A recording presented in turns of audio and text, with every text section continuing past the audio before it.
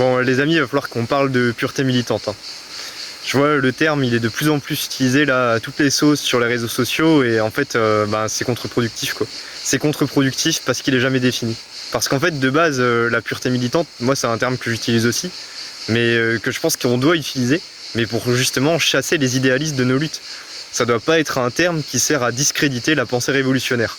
Vas-y, je m'explique. Là récemment je fais des vidéos contre les écologistes qui promeuvent les trains ou les panneaux solaires.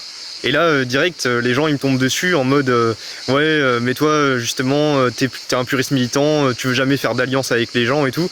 Mais en fait non, c'est pas du tout ce que je dis. Moi je suis le premier à vouloir faire des alliances avec les gens qui veulent lutter, les gilets jaunes et tout.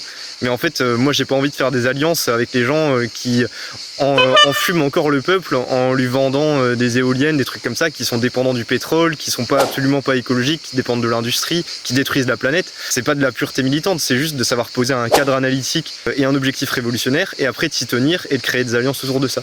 Voilà, donc vous voyez à chaque fois là on n'est pas dans une logique de posture morale où on dirait ouais moi je suis plus pur parce que j'utilise pas le vélo ou parce que je suis contre le train. En fait non, on est dans une logique juste de stratégie révolutionnaire.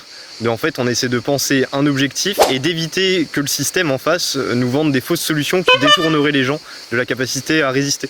Et à l'inverse en fait les postures morales justement il y en a plein chez les militants idéalistes.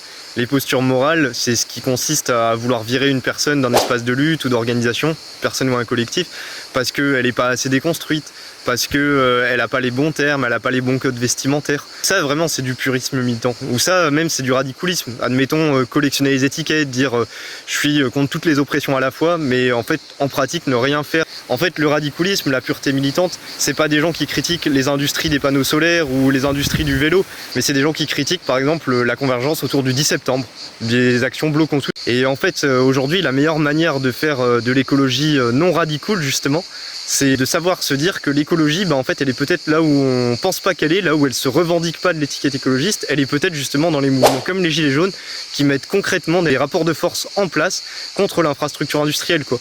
Aujourd'hui, les radicaux, les puristes militants, justement, c'est plutôt tous les écologistes qui se perdent dans le délire de l'action individuelle, qui se font récupérer par les lobbies du greenwashing. C'est tous ces gens qui, parce qu'ils pensent qu'il faut collectionner 50 étiquettes et qu'il faut être vegan pour avoir le droit de se revendiquer écologiste, qui sabotent la capacité de l'écologie à fédérer, à être une lutte populaire et finalement à mettre vraiment en place un rapport de force contre le capitalisme industriel pour une révolution.